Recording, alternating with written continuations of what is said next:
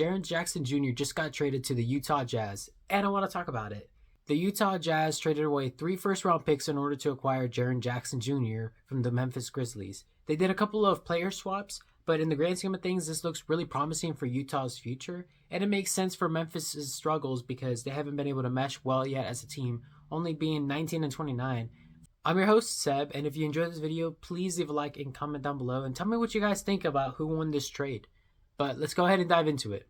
Now, I'm no NBA professional. In fact, I was getting ready for my heat transfer lab when the news broke out, and I pulled out my phone and I showed it to my friend, and him and I started talking about the NBA discourse and even James Harden demanding a trade, but that's besides the point. I want to talk about the positives for both of these teams as to why this trade is good.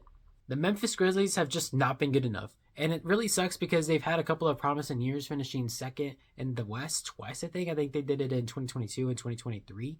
But both of those ones led to some early playoff exits where they lost in 2022 in the semis to the Warriors, who ended up winning it.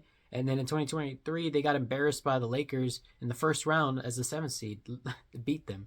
To say that their postseason hasn't been good is a pretty good point to make. On the contrary, though, the Jazz have been trying to build up their next young core, and they've acquired a couple of good draft pieces, and they also already have a great star player in Lauri Markkanen.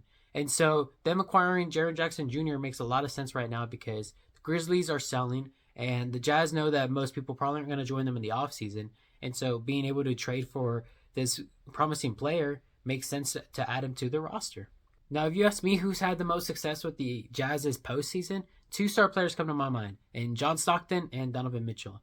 John Stockton is often considered to be the passing GOAT and like the steals GOAT because I think he's number 1 in both of those categories by a mile. And then Donovan Mitchell most recently had a lot of success with them. I believe they were the team that drafted him. And then since he's left Utah, he's been in Cleveland. And both of those guys had really great stints with the Utah Jazz, being the reason why they're such a prominent name in the sport. But nobody's ever had success with them.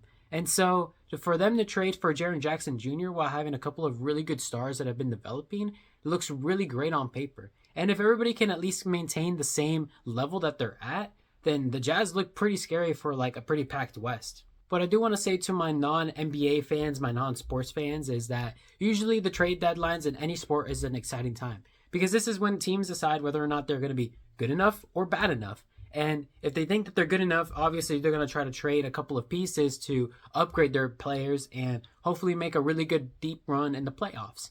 Versus if they don't think that they're quite adequate enough, like the Memphis Grizzlies, they're going to try to start selling their players and try to get a lot of draft assets or draft capital in return. And so that's what ended up happening here. The reason why we haven't heard a lot of big-time names in the trade deadline so far is because there's one really big name that's holding up a lot of the conversation, which is Giannis Antetokounmpo. Now, people are saying that teams are afraid to make moves because everybody wants to get in on the Giannis sweepstakes, which I think is a fair point to say. But seeing how Jaren Jackson was just traded means that not everybody is necessarily trying to go get a Giannis. And that's because some teams just like aren't on his radar. And so seeing this breakout gives me a little bit of hope to see like what else could happen. As I mentioned earlier, James Harden demanded a request, or at least they're working to trade him with the Clippers. And I think this is really great for the league. What I will say is that I really hope that the trade doesn't happen during my class time because the deadline for the NBA is on Friday at 3 p.m. Eastern time. And so hopefully if anything happens then, it's usually in the nighttime. That way maybe I can make a quick video about it and get it to you guys soon. Regardless of that, I want to thank you all for watching the video. Please let me know what you guys think about the trade details and that I've mentioned it all. But as always, have a great day.